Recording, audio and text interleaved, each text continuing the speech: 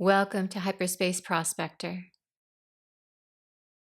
This will be a brief review and a long discussion of The Rise and Fall of the Galactic Empire by Dr. Chris Kempshall.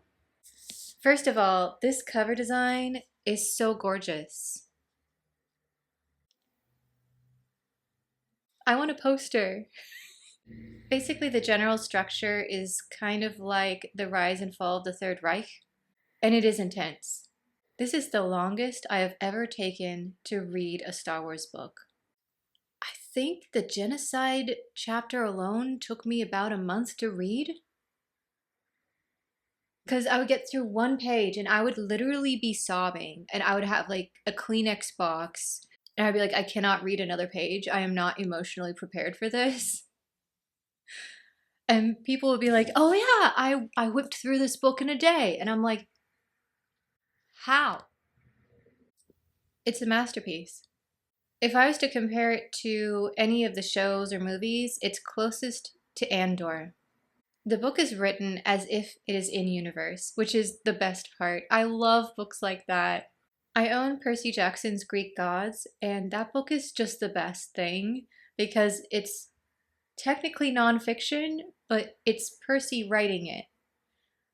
And his insights are just hilarious. Anyway, that's for the fun side of this in-universe writing. This is hard-hitting. I believe by Beaumont Kin. I didn't really see it anywhere. I was looking. I was like, where is the author? Is it going to be at the end? Is it in the foreword? I don't know. So anyway, hopefully I got that right. The author is like a professor, historian, from what I can tell, who joined the Resistance and is more sequels era. So think of this as someone right after the events of Rise of Skywalker wrote a book. The idea is, how did the First Order start?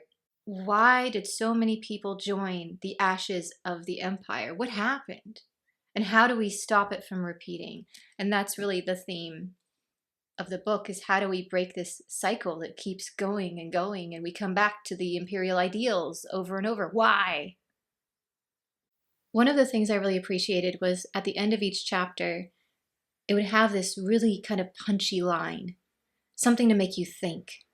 For example, at the end of Key Imperial Figures, we should not overlook the activities of those at the very grassroots of galactic society.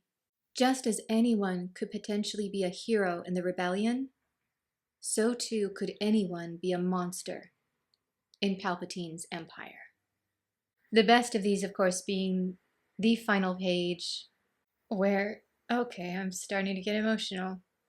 He brings up Marva from Andor. She described the Empire as a disease that grew stronger the longer people refused to look at it. She was right.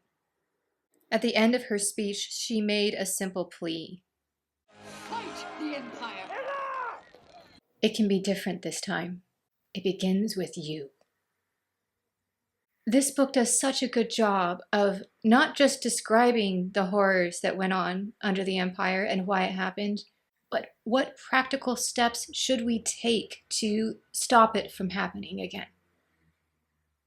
What did we do wrong that caused the First Order to so easily take over? There's one minor thing that was a little bit jarring, that it's just kind of a pet peeve of mine with nonfiction. Not just books, but also speeches. People who continually are like, okay, well, we'll get more into that in the next chapter, or I'll talk more about that later. Yes, I know. I read the table of contents. One of the great things about having an in-universe historian giving the story is not just because it makes it far more interesting as a read, but also we know more than the author. And so you get these really fun moments where, okay, I'll give you one example. We're talking about Brendel Hux. It appears that Hux would eventually die while in service to the First Order, though the circumstances of his death are not clear. His son, Armitage, okay, it goes on, but the circumstances of his death were unclear. Were they? Let's make this hurt. This is a moment where every single person who has read Phasma is just like, I know what happened. There were a lot of moments like that where the historian was like, I wonder what actually occurred. And we're all sitting here like, we know. Great segue for if you have not read Phasma, please do so. It's a fabulous book. I still want a TV show of it so badly. This is definitely not a book you would make a show about. That's not its purpose. It is an in-depth examination of the philosophy and the manipulative agenda of people who are in power, but also the culpability of the average person. People like Grand Moff Tarkin were awful, but there's also Joe down the street who's quietly turning people in to get clout or to feel better than the non-humans. My review of this book is, the writing is outstanding. It really is. It makes you think. It makes you feel. But it is not easy to get through, especially for anyone who's really empathetic. In fact, if you're going through depression or something like that, I would wait to read it. It is a lot. But it is also a must for every Star Wars fan to have on their shelf. I would give this book to non-Star Wars fans who are just simply interested in history, because I think that it would appeal to them, even if they don't like the flashy blasters and lightsaber fights. But that's enough about the book. I'm going to dive right into what fascinated me the most, which is the actual in-universe content. I have not taken this many notes about a Star Wars book ever. Honestly, a lot of these are just more for myself, but I'm going to pick through them. Oh, here's a great quote. To be a historian is at times to be cursed, perpetually watching patterns. Yeah. Things just keep cycling around and you're like, wait, didn't we learn the first time? Nope, we're doing it again. Did we learn it? Nope, we're doing it again. This is why teaching history is so important, but teaching history with the context of trying not to repeat it, not just saying, here's a bunch of dates to memorize, kids. That's not helpful. In fact, this is wild. This is my theory. Throw out the dates. I vividly remember as a kid, like cramming to try and remember every single date when things took place. It does not matter unless you're a history nerd. What matters is what happened, how did it affect people, and why did it happen, if it was something that we need to make sure does not repeat itself. But this is random, but I wrote down, there's a little reference to Commander Rose, and that just made me so happy.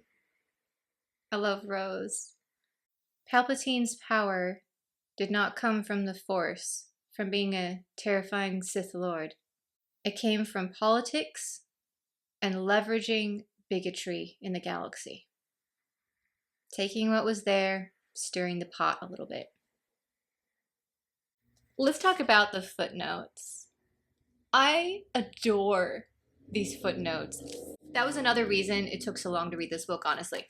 I was reading every single footnote. For example, the Palpatine family was a reasonably notable, but not excessively so, wealthy house on the planet of Naboo. And it goes on. But it has the footnote, Naboo Planetary Archives, section, Media and Press, file, Theed Birth Registration, TC 846317. Like there's actual records in universe that are referenced, and it is like the best thing ever. I mean, there's interviews with like Agent Callus. Some of my favorite footnotes, we got Laura Santeca references and we got Rex references. Security Bureau files. Senator Leia Organa's speech to the New Republic Senate, reflections on the life and career of Mon Mothma. Oh, so many Easter eggs. Palpatine was into ballet. What? As a former ballet dancer, I'm like, what? Just so many random things that excited me. Apparently he was collecting art as a cover to find Sith artifacts. Looking towards the inspiration book for this book, we know who else was into art. Or what he called art, anyway. It also dived into, okay, how did Senator Palpatine rise to power? And we saw this a little bit in the Living Force book as well, where he kind of positioned himself as a great person to come and talk to who would offer support and good advice. Not somebody who wanted power for himself. Oh, no, no, no. Just a wise counselor who you could trust. And so everyone started coming to him. They didn't see him as a threat. And then they would tell him things that he could later use to his advantage. During the Clone Wars, we see him transform from this quiet, wise ruler to not wanting to be questioned, getting more and more frustrated when his orders weren't immediately followed. That should have kind of clued people in that maybe there's more going on, but everyone just was like, oh, it's the war getting to him. We're all frustrated, and they just accepted it. We see this multiple times being pointed out in this book.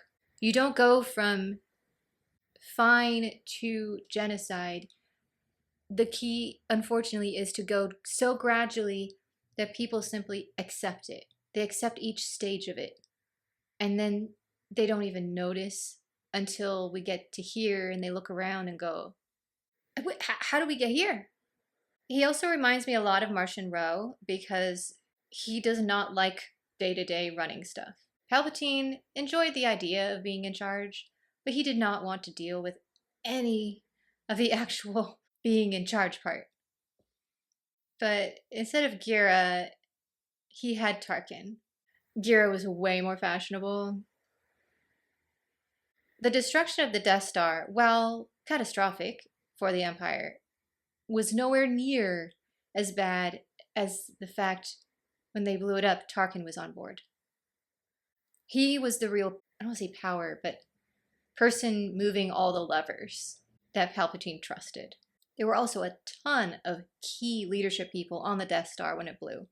The rebellion will continue to gain a support in the Imperial Senate. The Imperial Senate will no longer be of any concern to us. I have just received word that the Emperor has dissolved the Council permanently.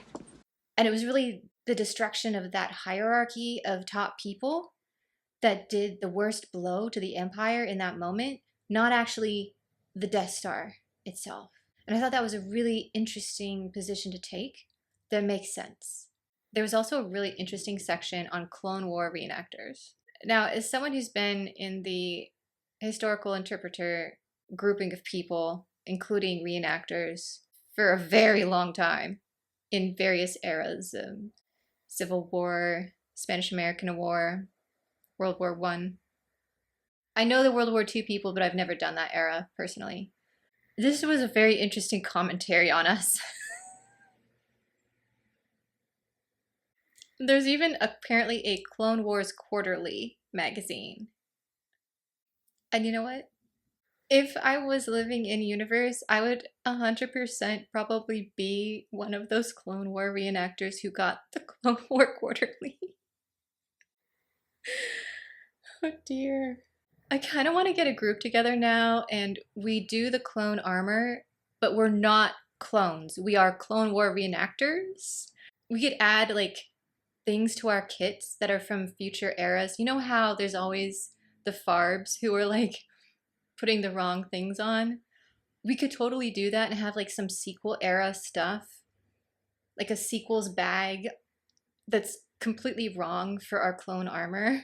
And we can just be the Farb Clone War group. That would be just so fun. We also get into things like, why did the Senate fail? Well, it was super corrupt for one thing. There's actually a reference to the High Republic with the Nihil. Things like, we are all Republic. Sounds great, but without actual practical help, it's useless ideology. If you're in the OZ and you have no food, it doesn't really matter.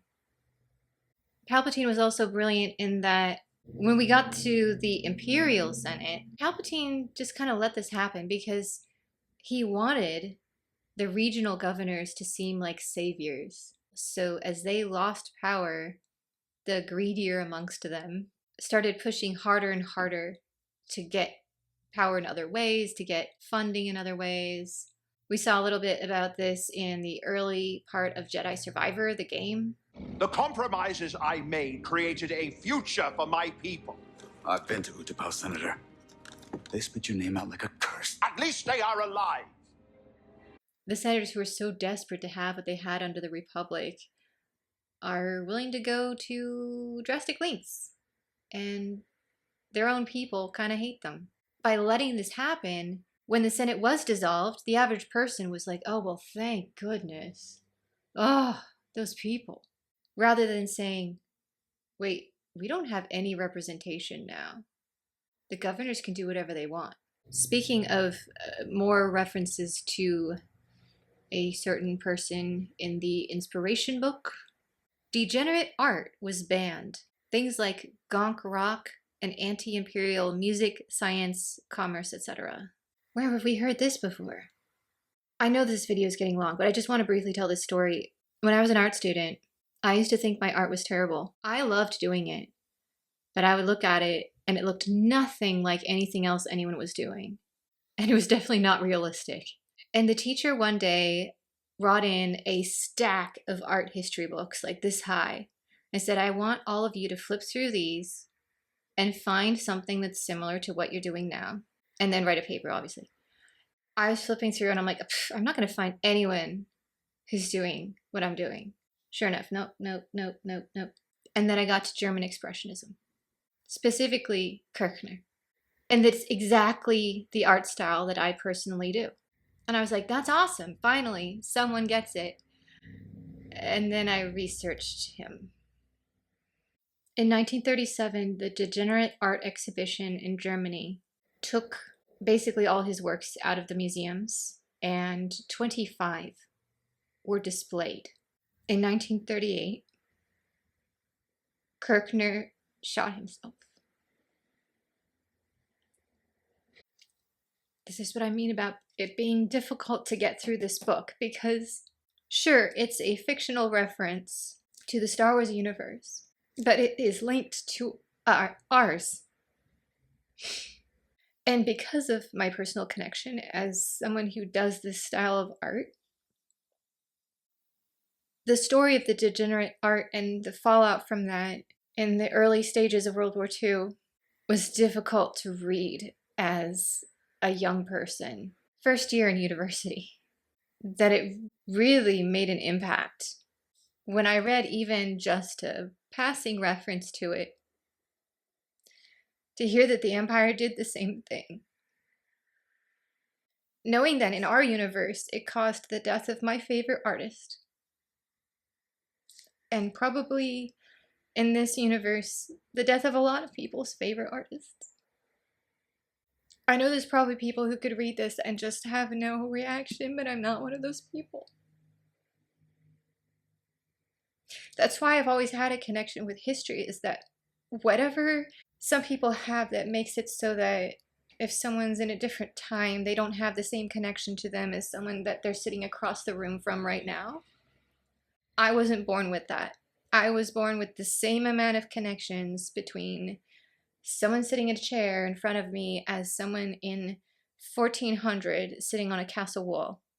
Or in this case, a double hitter, because I love the Star Wars universe.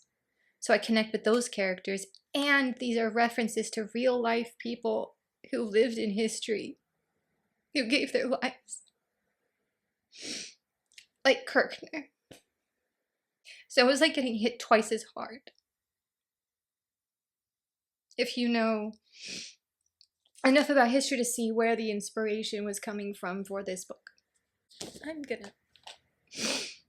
gonna pause for a minute. Oh my goodness, I did not expect this.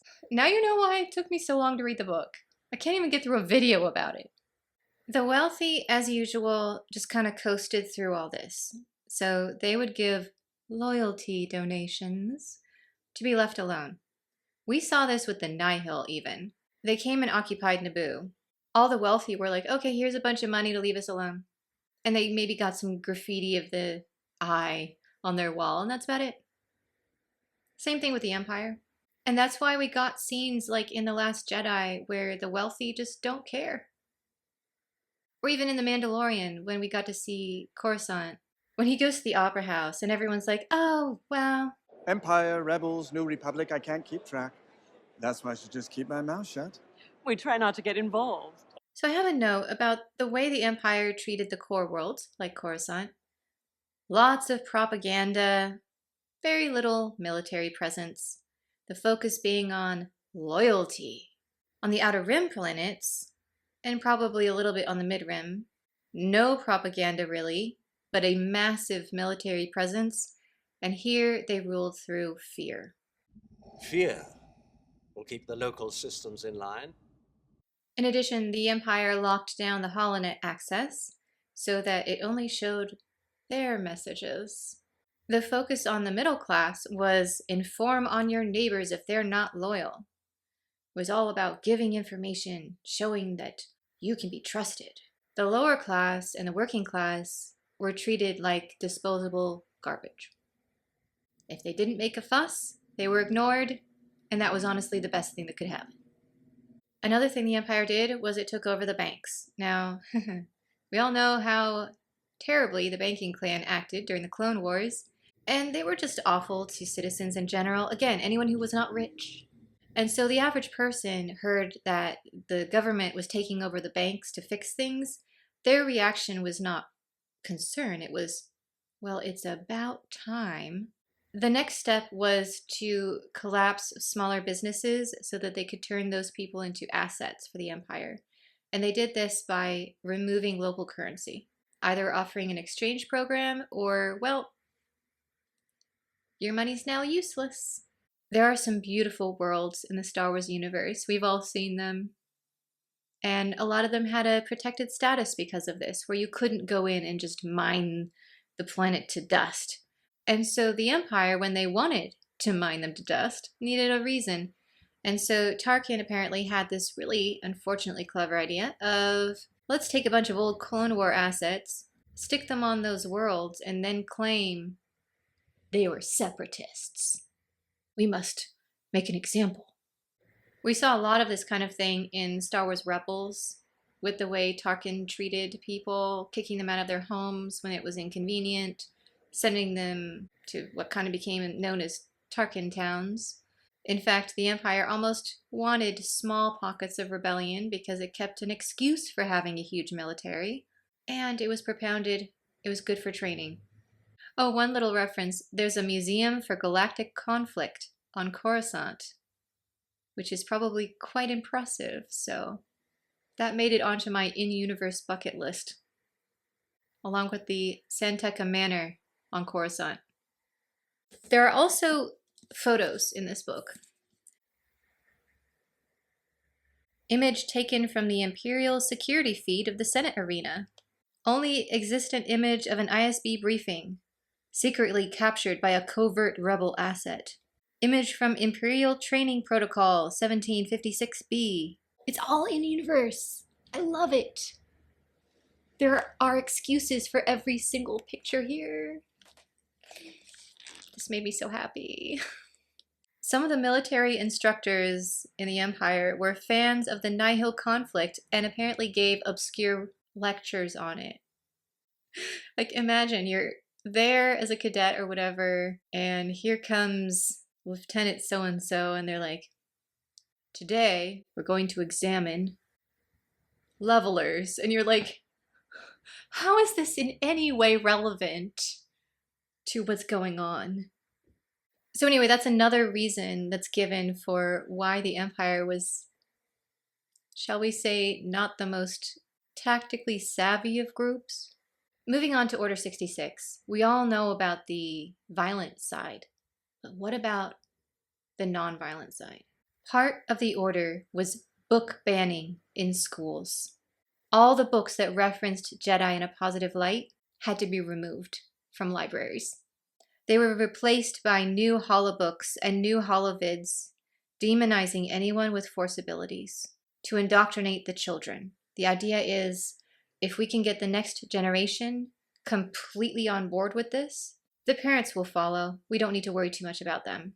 They wanted to make sure any Jedi who survived would be too afraid to show their face because the average citizen would turn against them. No longer just the clones with the chips. Anyone. Anyone on the street. And that's how you get things like Cal hiding so long he almost lost his abilities. Imperial laws were not designed to safeguard the interests of the citizenry, but rather secure the power of the state. That is so well put. And we can ask this about any law today in the real world. What is the purpose of this? And that can help you when you're voting. We have an election coming up in America. There's always a long list of all these random things like J, I, B. I don't know what they do it in your area, but in our area it's low. It's always a lot and it's so complicated. But ultimately, that's really one of the questions you want to ask. Who is benefiting from it, really? There's also a lot explaining why we had such a sassy group on the Death Star with Darth Vader. In that room, we have the top brass. These are the people actually running the Empire. Darth Vader is seen as this kind of eccentric muscle enforcer guy that the Emperor has. His pet enforcer. That's all he's seen as. He doesn't have a military position at that point. All the officers there are just like, She doesn't even go here. and that's why they act the way they do.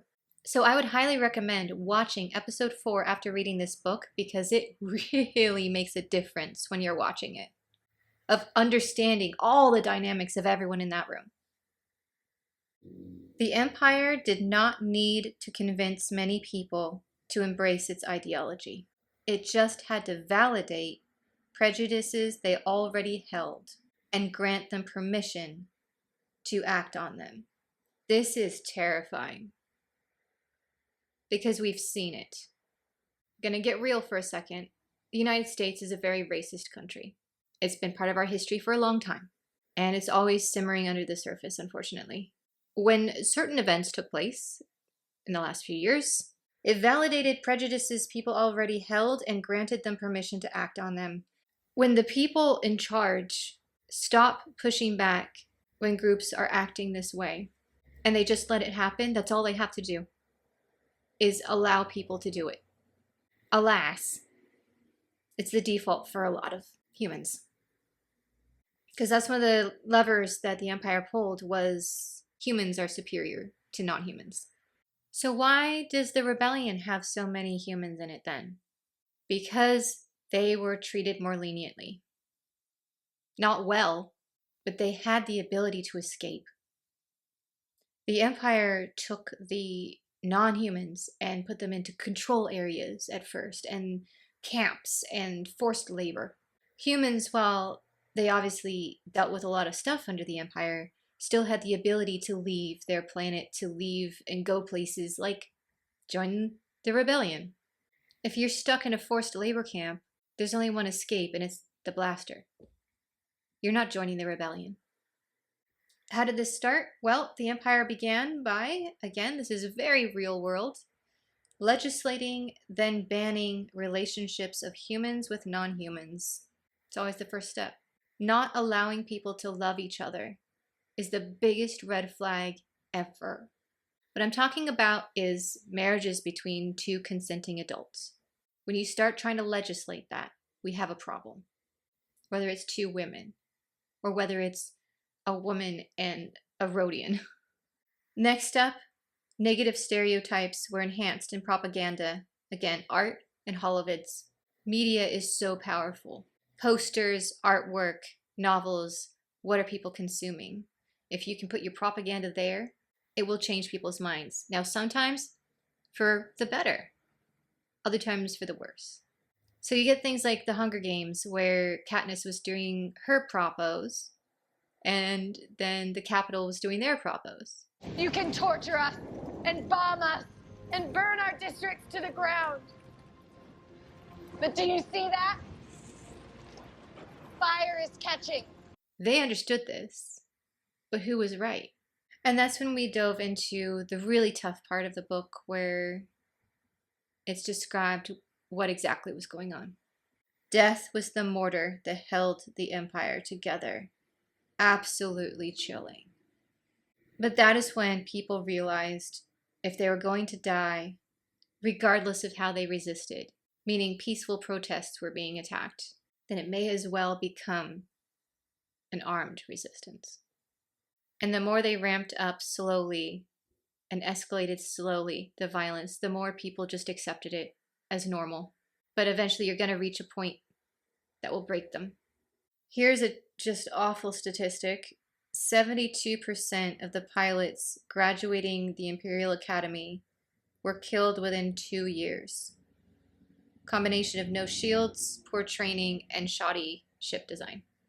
Again, when you're watching A New Hope, and there's that scene in the trench run, and it's so exciting, and of course you're rooting for the X-Wings, those TIE fighters behind them had people who were indoctrinated into the Imperial propaganda machine, probably went to a very quick training course, and when Vader's like, come with me, to those two pilots, we don't know how old they were. They might have been like young kids practically, who got into a no shield, poorly designed ship, and then they got blown up.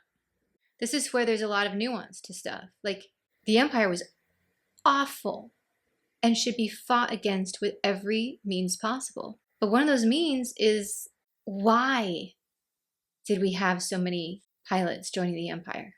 Because it was their only way out. They were stuck on these worlds that the Empire was strip mining and stuff. Or people like Luke, who just wanted to go do something. So yeah, they want to go join the Empire. Their home was either gone or in such terrible shape that no one would want to be there. And that was deliberate.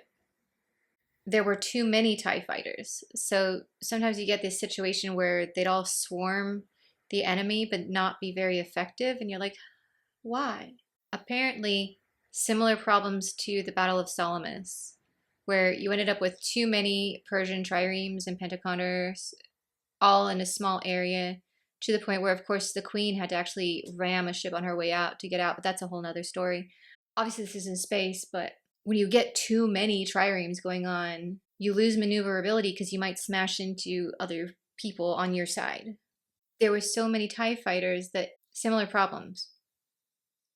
And that's why we saw Darth Vader very clearly, constantly reminding people, stay in formation. I don't want you all just stay in formation. This is also the reason why Lothal was so important, because one of the great advantages to the rebellion was just kind of how terrible the TIE fighters were. And the Empire had, of course, their new program in the works to fix that. That was stopped by our intrepid heroes. Which brings us back to the Death Star. What an epic failure for the Empire. Everything had been designed up until that moment to be like, okay, when we unveil the Death Star, we'll have full control over the galaxy. We'll demo it by blowing up Alderaan, showing that even a peaceful world, if you are disloyal, you'll be dealt with. On paper, that's great. What actually happened was it became a massive rallying cry. Remember Alderaan. And a ton of people defected the Empire. They were like, I'm done. In this mess, we have lost the upper echelon of the Empire. We've lost the Death Star. This brings us to the Star Wars Outlaws. And the underworld is taking advantage of this power vacuum. This actually was really helpful because the Navy began splintering into trying to stop the rebellion and trying to stop all these new pirates and underworld people who were being uppity. For example, Crimson Dawn. Everyone's favorite syndicate, right? Come on, you know it. You know it. Is anyone really Team Pikes? The fashion alone puts them at the top.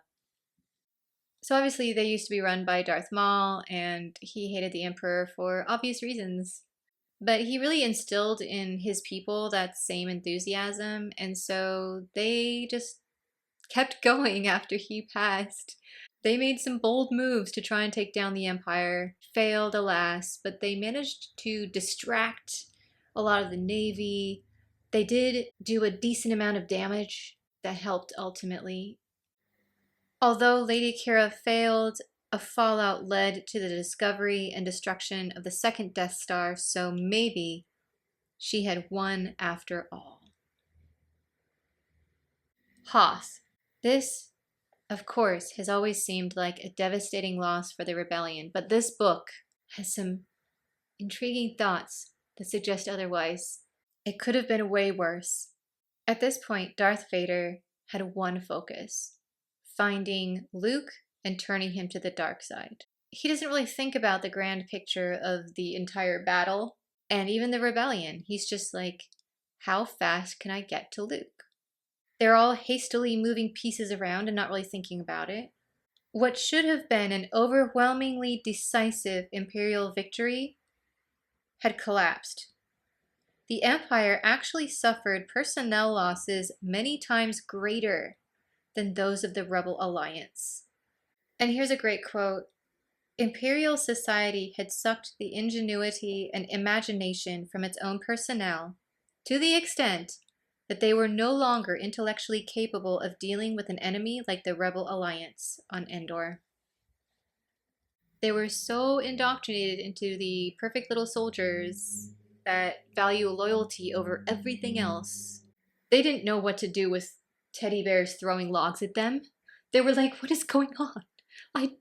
Where is this in my manual? I don't know.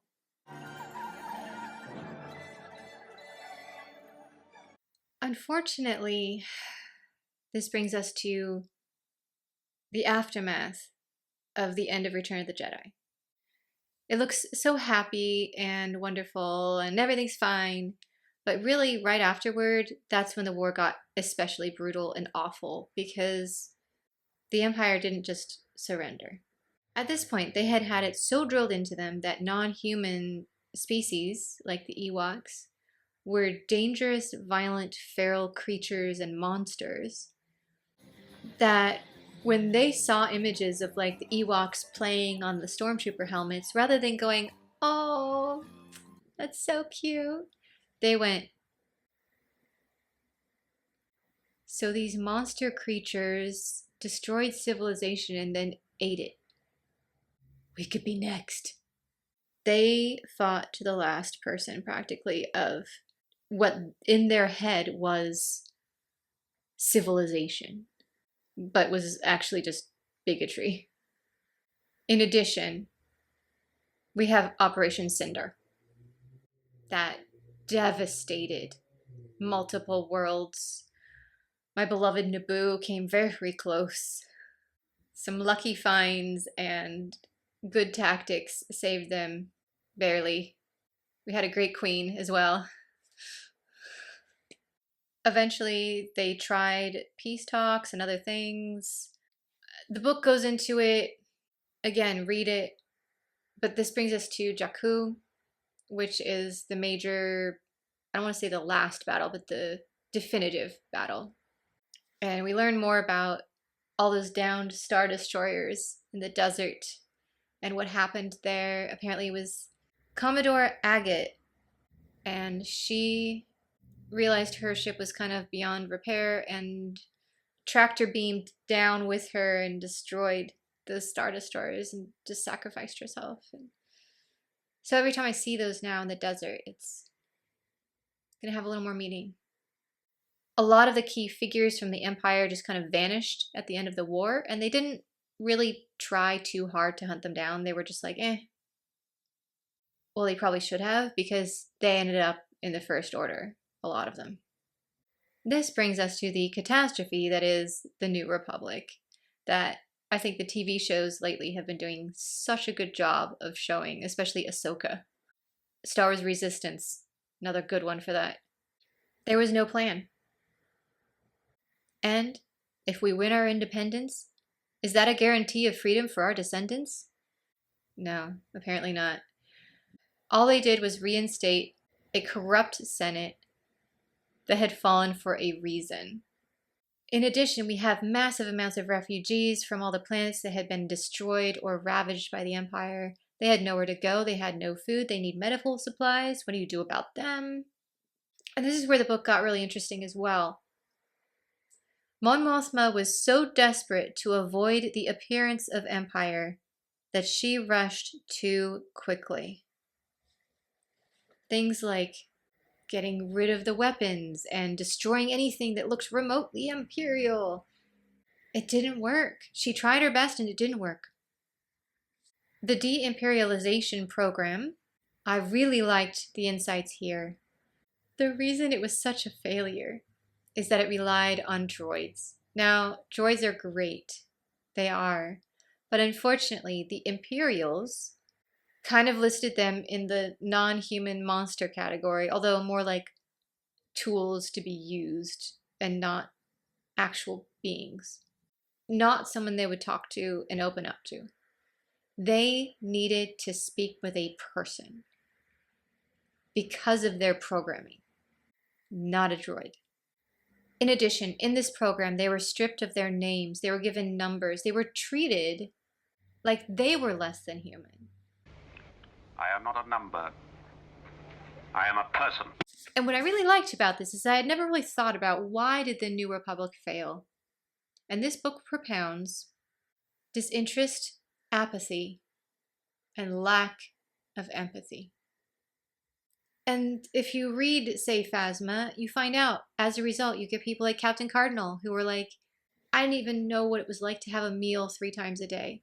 And then the First Order came, and they gave them a warm bed, and they gave them food, and a whole lot of programming. But from the average person's perspective, it was a miracle they were saved. Because the New Republic abandoned and left them. But here's where there's hope. On Exegol, enough people knew what the Empire stood for, and they came out to fight against it. For all of the power and the terror and the destruction of the Empire and the First Order, one thing is also true.